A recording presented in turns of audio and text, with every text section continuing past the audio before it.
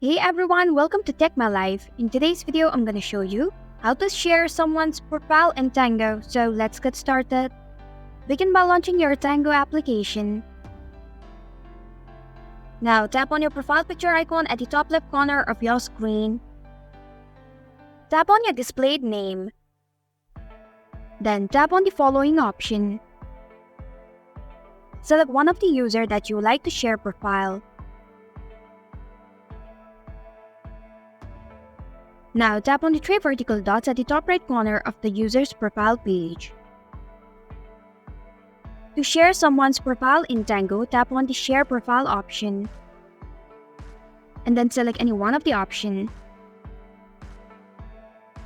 As you can see, I've just copied the link of this user. Now just go back and then select the user that you would like to share their profile. Tap on the chat icon.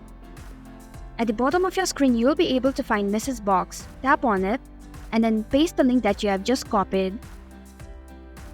Then simply tap on the send button. And this is how you can share someone's profile in Tango.